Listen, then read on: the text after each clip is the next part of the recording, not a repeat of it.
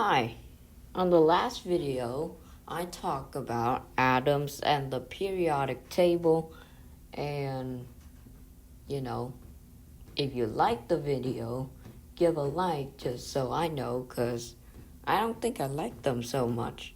But on this video, I'm gonna talk what atoms do. They react, because they never want to be single, except a single column on the right, I guess. So let's dive into it. The reason atoms react, we need to see this. A neon atom, it have 8 electrons, and above here it's saying octet rule. And by the look of it, you say atom want to have 8 electrons.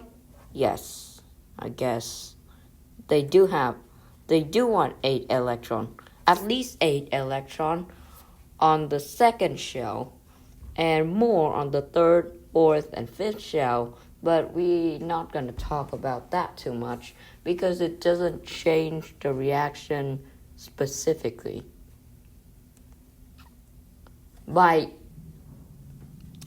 It depends, okay? So this neon atom have 8 electrons, and its inner have 2 electrons. It have to be that way, either that way or it'll get 0 electron. It need 8 or it will trash it into 0, because that's just how atoms work. And so this neon atom have full shell on each shell, because atoms are made of shell, I forgot to say. So let's take a look at another atom.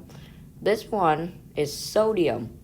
It has 1 extra electron on its outer shell, which even though its proton is equal to its number of electrons, it still doesn't want this electron and rather be positive, so it gave it away. And here, look who it is. Chlorine. It needs 1 more electron to become neon.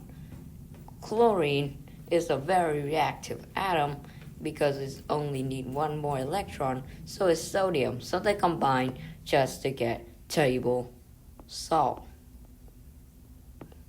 Oh my God, you should know this term by now. Chlorine is a halogen. The way left column, the lonely left column. No, sodium is the alkaline metal, and that is the far left column. But the halogen is just left 1 column left from the noble metal, because it's 1 electron, which brought us simply through to the periodic table, which is right down here. The periodic table did a good demonstration of giving about atoms, order, and reactivity. So it starts from here. Lithium, that's an alkali, and then beryllium, that's an alkaline metal, and let's just skip this one. So it's this one, because it's moderately reactive and quite common. We focus on this one, and it's 1 to 10. These guys are kind of in the middle. That's why it have to choose between reacting or not reacting. So there, we got the calm. Now, I did list it down here somewhere. The oxygen and sulfur right here is the 2 most reactive guys on this column. The oxygen group? I don't know. Well, they are called chalcogen. And the alkaline metal found right here are the most reactive metal ever. So its reactivity goes down and the reactivity increases, just because the core will not be able to hold enough electron and the atom just, be more reactive, I guess. So then we get to the alkaline earth metal. Wait, did I just... Oh, we already have alkaline earth metal. This is an alkaline metal. I think alkaline metal is somewhere here. Nope. Here? Nope. And where is it? Never mind. I'm just gonna write my own alkaline metal. So, of course, alkali. So, of course, it's already shown on the periodic table. As you can see, fluorine, the most reactive element ever, chlorine, Cl, which makes stomach acid, and you don't want to be near it, bromine, which is a liquid that smells really bad, iodine, which help you digest but still kill you if you eat too much, astatine, which is very bad because it's radioactive. That's it for the alkaline metal. Now we get to the noble gas, the king, or the single, I don't know. So we have helium, the one who float gas balloon. I mean air balloon, no, party balloon. Okay. Neon is the earlier one that I told you. Argon, krypton, xenon are the one that in the light because, I don't know, they ionize it easily. And radon, which is the radioactive decay of radium, which is slightly heavier. Radium decay into radon. We're not talking about nuclear right now, though. So yeah, that's it. Is this more? No, I don't think so. Except the carbon group, the silicon group, or...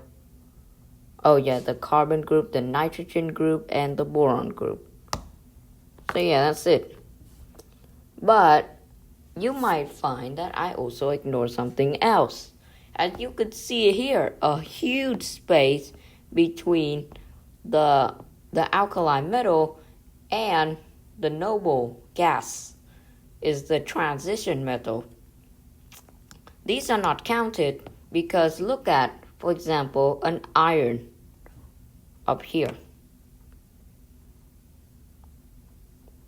So, as you could see, it has more than 13 electrons on its third shell, which make it very hard to predict its reactivity.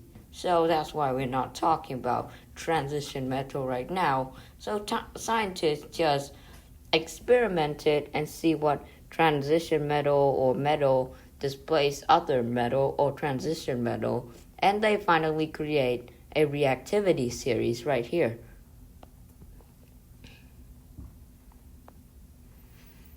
So as you can see, here it is. I actually added this helium here because just so you know, helium's still the king, or the noble gas still the king of the noble metal, which very slowly tarnish, really stay in a solid form for thousands and thousands of years because it doesn't actually react. But helium's still the king, and it will always be the king because gold could still alloy, platinum could still alloy, but helium don't alloy. They still stay single. Francium is far the most reactive. I could want to add fluorine up here. They're very close, you know. Then cesium, and then down to the least reactive. So yeah, that's it. Hope you enjoy my video and like and subscribe. And yeah, that's it. Bye.